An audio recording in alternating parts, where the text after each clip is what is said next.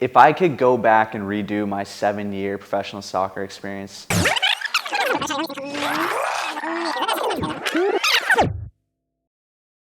my name is Chris Sweehan. I played professional soccer for 7 years across the USL and the MLS. If I could go back and redo my 7-year professional soccer experience, the number one thing I would do differently is I would invest in my mental health and my mental performance as much, if not more, than the physical side of my sport. I would find a coach, someone that was gonna focus on my mental side of the game. I would find someone that would help me deal with the struggles, the pressures, the setbacks, the injuries, all things that pertain to the mental side of the game.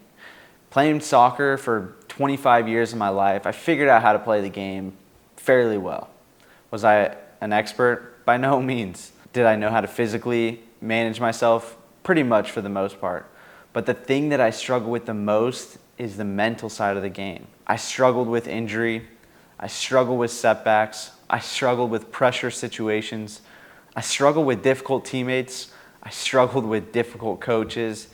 And ultimately, that led down to the mental side of my game breaking down. And what that led down was my physical side breaking down as well. So if I could go back, I would absolutely find a coach, someone that was going to focus on me and the mental struggles that I was going through. Let me just share an example of something that happened to me that stayed with me through my entire career. In 2017, I was playing in Reno, Nevada for Reno 1868 in the USL. I was a pretty good player for the team. We had a very successful season. It's a great team to be a part of, a fun group. We had a ton of success on the field, and me personally, I had success individually. Scored 8 goals, 12 assists, led the league in assists, and ultimately won Rookie of the Year. And what that came with contract offers in multiple different places, and one of them being the San Jose Earthquakes in the MLS. I was ecstatic. I reached the highest level of professional soccer in the US, but when I got to San Jose, the environment was entirely different. Players were much better, but they were much more demanding. Quite frankly, the players were much more difficult for me to deal with. The environment was much more difficult for me to deal with. The environment was not as safe as I would have liked it to be. It wasn't as joyful, happy, uplifting to be a part of as my previous team in Reno. And I'll never forget one day in training, making a mistake on the field, and a player yelled at me, "Chris, this isn't Reno." And what I internalized that as is, wow, that I guess I'm a player that's not as good as the rest of the guys.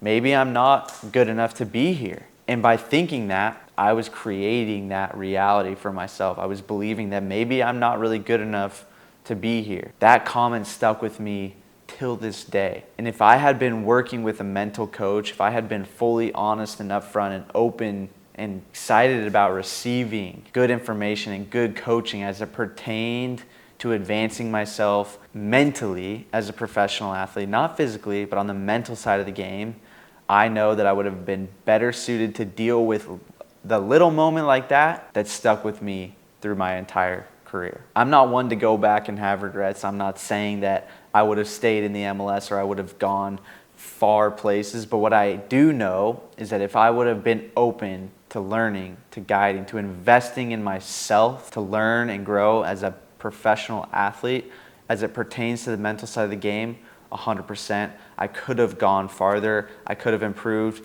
and if not, I could have just overall had a better experience than the one that I had. That's exactly why I'm super excited to offer to you, for a few select individuals, one-on-one mentorship coaching to deal with the ups, the downs, the joys, the pain, all the things that come with being an athlete, especially one that wants to play at the highest level. What are all the best athletes in the world doing? Yes, they continue to focus on their craft, the physical side of their sport daily. But the ones that are the best, the ones that are making it to the level, the Lionel Messis, the Scotty Schefflers, those athletes that are going above and beyond, that are hitting limits, they focus on the mental side of the game just as much as the physical side of the game. So if you need guidance, if you need help, shoot me a message. Book a free 30-minute consultation, the link in my bio. You never know what that could do for your career. Allow me, someone that's been in your shoes, someone that has been places where you likely want to go, allow me to help you.